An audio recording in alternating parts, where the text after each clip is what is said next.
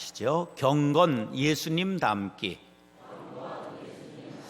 경건이라는 단어는 성경에 68번 정도 나오는 단어인데 영어로는 파이어티 그리고 가들리네스라고 하는 두 단어가 주로 사용됩니다. 국어사전에 보니까 공경하고 삼가고 엄숙함을 경건이라고 말하고, 신학사전에는 하나님께 자기의 전부를 드리려는 절대 귀의 감정 또는 의지로 하나님을 기쁘시게 하려는 생활과 말씀에 충실하려는 심정을 경건이라 한다, 그렇게 되어 있습니다. 영어로 가들리네스 그런 말은, 이건 하나님이라는 단어와 명사형 어미를 붙인 단어인데 뜻은 하나님의 품성과 인격을 담는 삶을 바로 가들리네스 그렇게 말합니다. 경건이란 하나님의 거룩하심을 닮아가는 것입니다. 우리가 어떻게 하나님을 닮을 수 있을까요? 그래서 예수님을 모범으로 보여주신 것입니다. 우리가 쉬지 않고 하나님을 닮아가기 위해 노력하는 것, 성도 본연의 자세라 할 것입니다. 베드로 사도는 이렇게 말했습니다. 시작.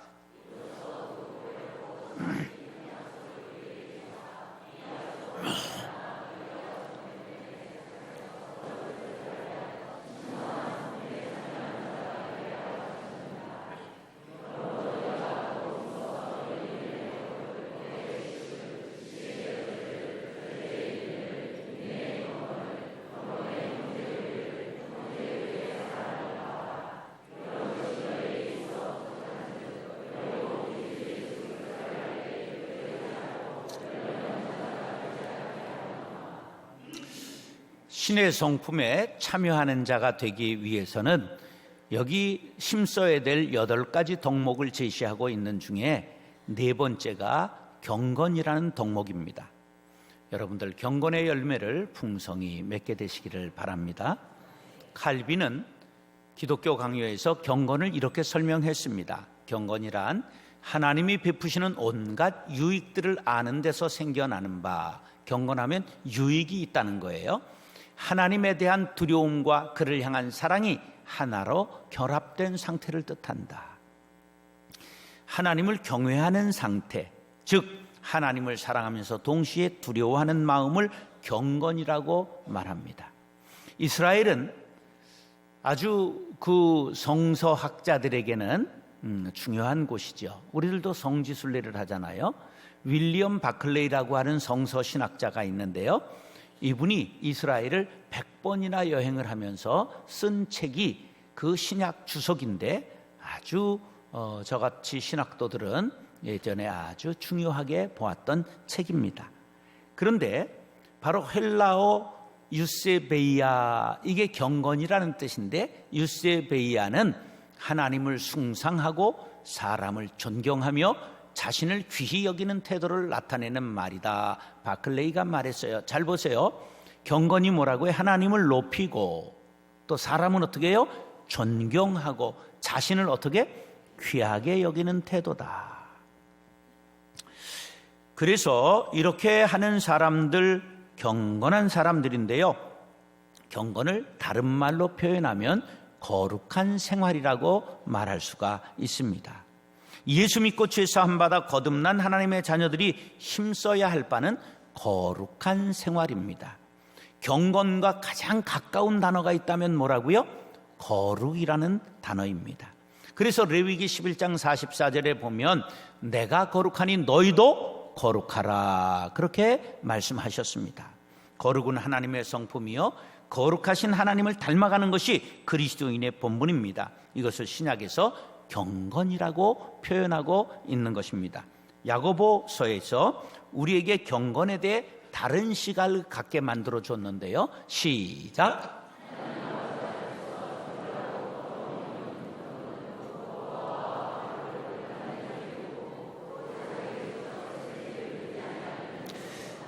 경건을 잘못 생각하면, 하나님께 대한 것이라고만 생각하면 발이 땅에서 떠서 붕붕 떠다니다가 갑자기 떨어지는 사람이 될 수 있지요.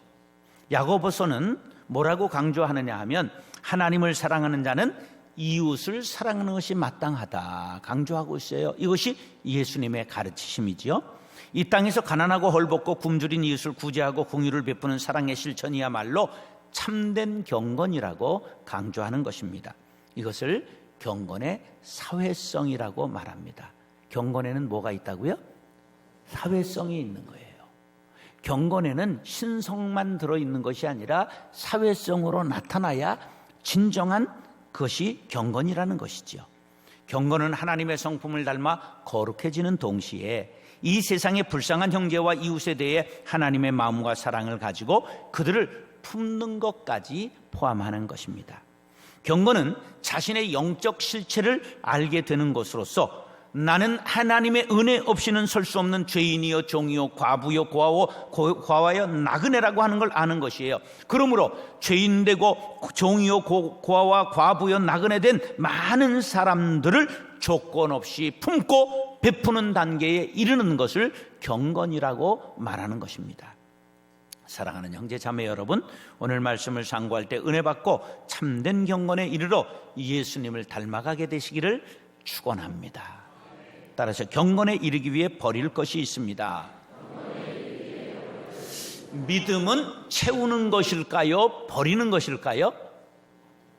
한번 생각해 보세요. 믿음은 채우는 것일까요? 버리는 것일까요? 버리는 것이라 이렇게 생각이 들지요? 먼저 버리는 거예요. 믿음은 소유하는 것이 아니라 버리는 것이지요. 숨을 들이키기 이전에 뭐 해야 되죠? 먼저 뱉어야 속이 비기 때문에 숨이 많이 들어올 수 있는 거예요. 밥을 먹기 전에는 속을 어떻게 해야 되죠? 비워야 되는 것이죠. 신앙생활, 경건생활을 훈련하는데 버릴 것을 잘 버려야 좋은 것을 채울 수가 있어요. 그 깨끗한 마음이라야 하나님의 마음, 예수님의 마음인 성령님이 들어와 내주하게 되시기 때문입니다. 부잣집에는 많은 그릇이 있지요. 금그릇, 은그릇, 나무그릇, 질그릇이 있어요. 사람들은 재질을 보고 그릇을 좋아하지만 하나님은 깨끗함과 유물을 보고 좋아하신다고 디모데후서 2장에 이렇게 설명했습니다. 시작.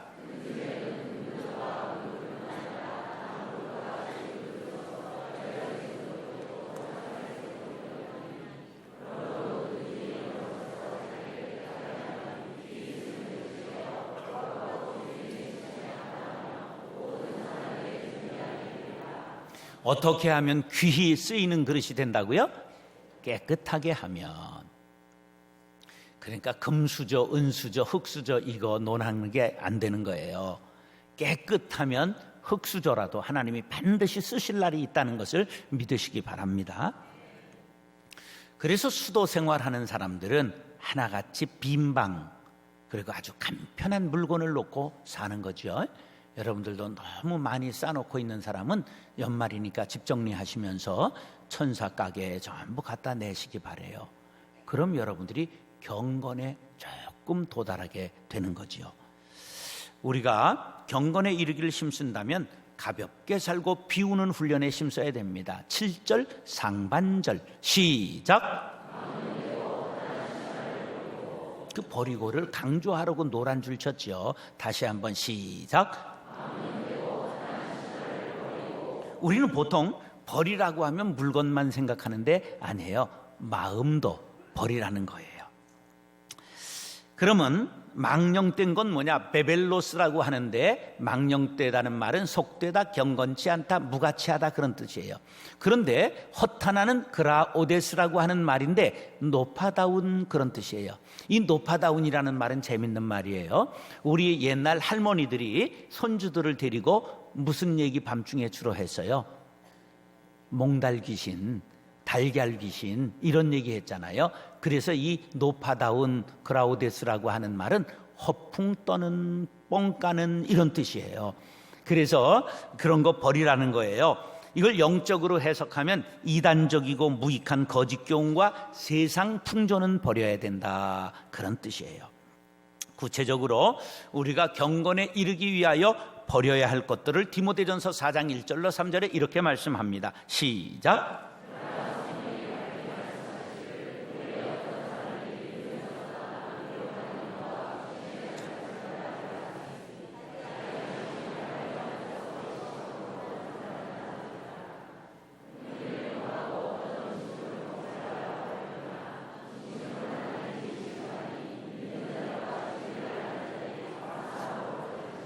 저 3절 가만히 보세요.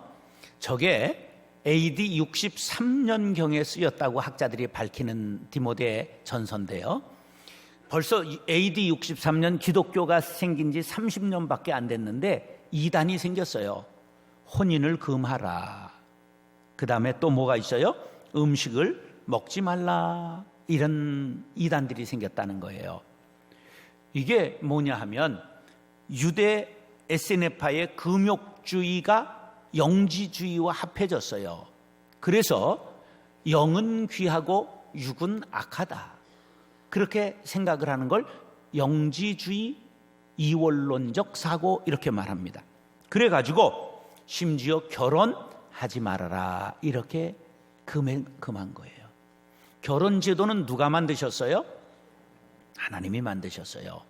그러므로 그냥 고등학교만 졸업하면 얼른 결혼들 시키세요. 생육하고 번성해야 되잖아요. 언제 그렇게 30 넘어서 어떡하려고들 그래요. 그런데 이 아름다운 제도를 점점 우리가 어겨가기 때문에 세상이 꼬이고 어려운 거예요. 50년 전에 평균 6 낳았다는 것을 아십니까? 근데 1%대로 왔잖아요. 지금 1명대로 내려왔기 때문에 큰 근심이 임하게 된 것입니다. 그뿐만 아니라 음식물을 먹지 말라고 하는 것을 너무 금욕주의적으로 제했다는 거예요. 절제하고 기도 시간 정하고 금식하고 금욕하는 나시린의 생활 중요한 것입니다. 그러나 금욕만이 경건에 이르는 양 강조하는 금욕주의는 잘못된 것이다, 그런 말이에요. 우리가 구체적으로 경건에 이르기 위해 버려야 할 것들, 사도 바울이 로마서 13장 13절에 이렇게 말했습니다. 시작.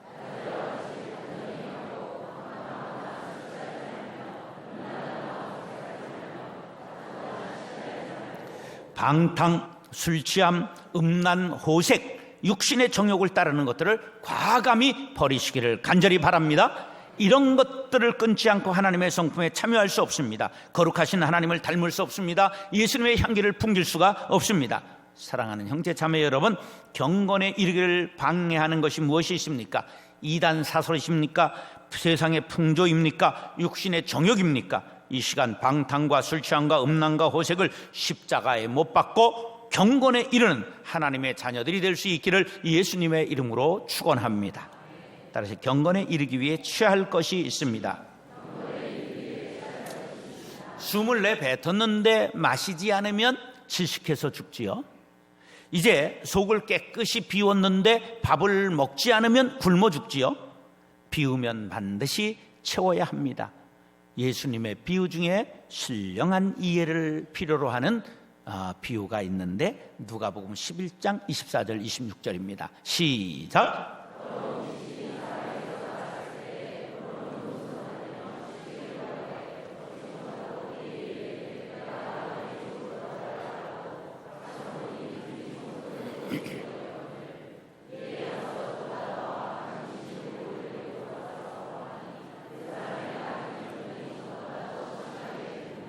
어떤 사람에게 귀신이 붙었어요. 근데 이 사람이 믿음을 갖게 되면서 귀신의 정체를 알게 되었단 말이에요. 악하고 더러운 귀신아, 나는 너와 상관이 없노라. 떠나라, 떠나라. 그러니까 굶어서 도저히 견딜 수 없어서 떠나게 되었어요. 귀신은 어떻게 하면 잘 사느냐 하면 염려하고, 그리고 싸움하고, 질투하고, 분을 내고, 그럼 그런 악한 것들을 먹으면서 여기에서 자라게 됩니다. 그런데 이 경건 생활하고 깨끗한 생활하니까 귀신이 굶어 죽게 됐단 말이지요. 그래서 떠나기로 작정하고 떠났어요. 그러니까 이 집은 깨끗하게 청소가 되었어요. 그래서 이제 떠돌아다 보니까 사람들마다 한 마리씩 귀신을 다 키우고 있네요. 그래 들어갈 집이 없었어요. 그래가지고 옛집이 생각나서 되돌아와 보니까 깨끗하게 청소되어 있는데 들어가려고 하니까 자신의 정체가 알고 있어서 못 들어가잖아요.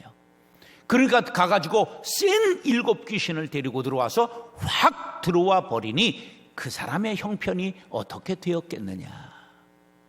따라서 비웠으면 채워야 합니다. 귀신을 쫓아내었으면 성령을 모셔야 하는데 빈 채로 놔뒀다가 사달이 났다, 그런 말이에요. 영적인 중간지대는 없습니다. 성령이 아니면 악령입니다. 반드시 심령을 성령으로 채우시기를 축복합니다. 그러면 경건에 이르기 위해 우리의 심령에 무엇으로 채워야 될까요? 7절 하반절 시작. 연단하다는 말은 굼나조라는 헬라어인데 연습하다, 훈련하다, 그런 뜻으로 운동 경기에 출전하는 선수가 팬티만 입고 땀을 펄펄 흘리며 뛰는 거 연습하는 것을 뜻해요. 그래서 독일에서는 중학교를 굼나지움이라고 말합니다. 그래서 운동을 많이 시키지요. 경건은 하루 아침에 이루어지는 것이 아니라 운동선수가 한 동작을 반복하며 땀 흘리며 연습하는 것 같이 훈련하고 또 훈련해야 됩니다. 그럼 우리가 훈련하여 채워야 될 것이 무엇일까요? 첫째, 기도와 구제에 힘써야 한다고 그 사도행전 10장 2절에 고넬료의 이야기를 이렇게 하고 있습니다. 고넬료는 경건하여 온 지방과 더불어 하나님을 경외하며 시작. 항상 기도하고 구제하는 고넬료를 성경은 어떻다고 말하고 있습니까? 경건하다, 그렇게 말씀하고 있습니다. 두 번째로는 하나님의 말씀에 순종하고 신앙생활에 힘써야 합니다. 모든 성경은 하나님의 감동으로 된 것으로 교훈과 책망과 바라게함과 의로 교육하기에 유익하니 시작.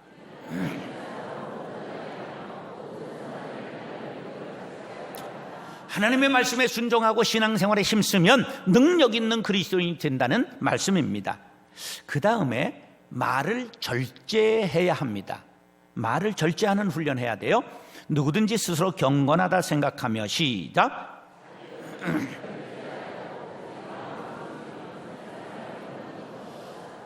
서양 격언에 쏟아지면 주워 담을 수 없는 것 세 가지가 있으니 하나는 물, 하나는 오리털, 하나는 말이라고 격언이 있습니다. 우리의 말은 쏟아지면 담을 수 없죠.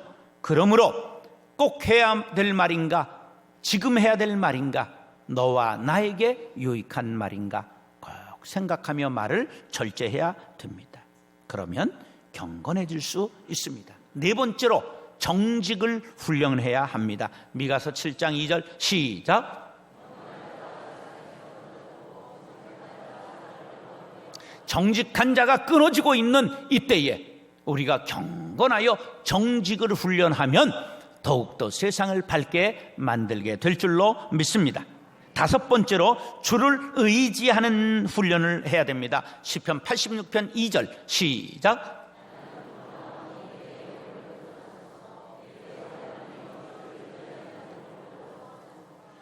경건한 사람은 주를 어떻게 한다고요? 의지한다. 그 사람을 하나님께서 반드시 보호해 주실 줄로 믿습니다. 경건은 영원한 유익이 있습니다. 아이들의 장래 희망을 들어보면 세태를 알 수 있습니다. 그런데 요즘 아이들에게 무엇이 되고자 하느냐 물으면 하나같이 연예인 된다고 그래요. 그 중에서도 가수 된다고 하는 사람이 많아요. 그런데 사내 아이들은 또 뭐 된다고 그럴까요? 스포츠 스타 되겠다는 거예요. 선수들이 된다고 그러는데, 야, 왜 그럴까 생각해 봤더니 손흥민 선수가 얼마 전에 이적했는데요. 이적료가 얼마냐? 403억이 된 거예요. 그러니까 선수 하나 잘 발굴해 가지고 팔면 구단이 수백억을 버는 거예요. 근데 왜 목사를 잘 길러가지고 시집 보내면 그 교회가 돈을 안 주는지 난 이해가 안 가는 거예요.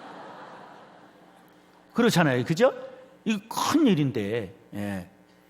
그리고 얼마 전에 이대호 선수는 뭐 150억에 계약을 했다나 이런 얘기를 들으니까 아이들이 어려서부터 스포츠 스타가 되겠다는 거죠. 그런데 그들이 땀 흘리는 것, 고생하는 것, 부상하는 것, 팽이처럼 팽크 연하가 돌기 위해 3,000번 넘어지는 것, 이런 건 생각을 안 하는 거죠. 그러니까 쉬운 것만 보고 그렇게 얘기를 하죠. 피눈물 나는 훈련 없이 금메달을 따고 챔피언이 되는 경우는 없어요. 그러나 그것을 통과해서 챔피언이 되고 금메달만 떼면 부귀와 영광이 따라오잖아요. 그런데 이게 고대 세계도 마찬가지였어요. 이 올림픽은 고대 세계의 그리스에서 시작된 건데요. 그때도 레슬링, 권투, 창 던지기, 육상 이런 게 있었단 말이죠.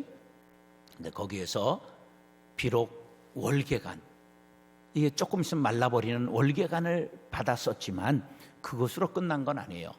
막 그 동상도 세우고요, 우승자에.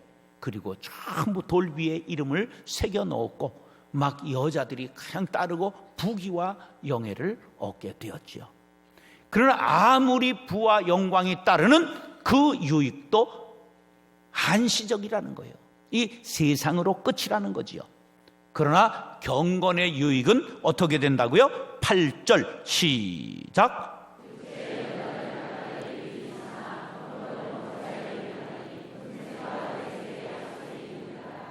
육체의 연단, 훈련은 유익이 없는 거 아니에요. 그런데 이 경건의 유익에 비해서는 제한되어 있다는 거예요. 그러면 경건의 유익은 범사에 유익하다고 그랬는데 범사가 뭘 뜻할까?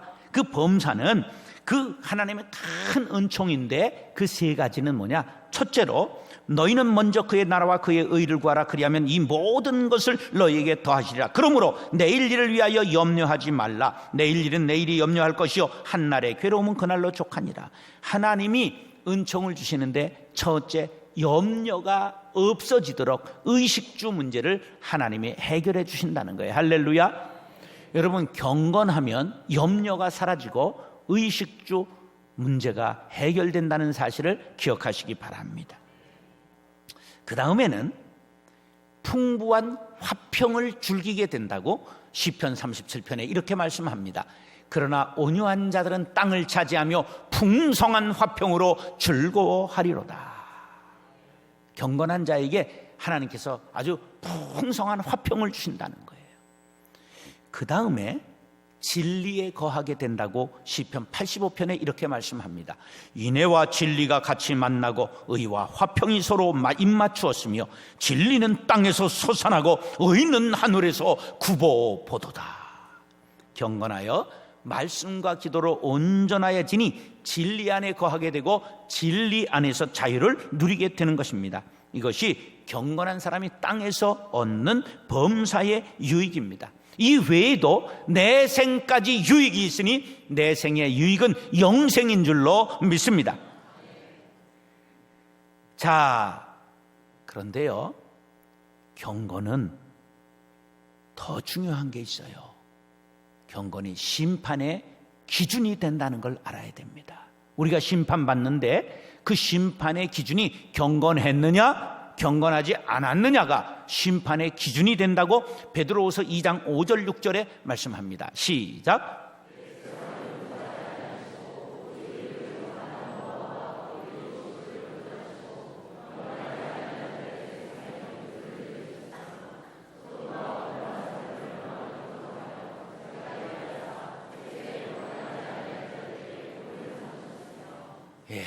경건하지 않은 세상 사람들은 물로 심판하시고 경건하지 않은 소돔과 고모라는 불로 심판하시고 경건한 노아의 가족들은 구원하여 영생에 이르게 하셨느니라. 할렐루야. 마가복음 10장 30절 시작.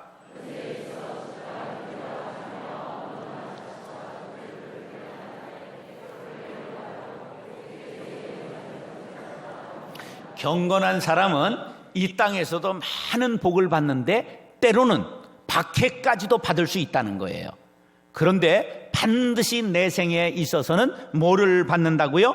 영생을 받지 못할 자가 없느니라. 할렐루야.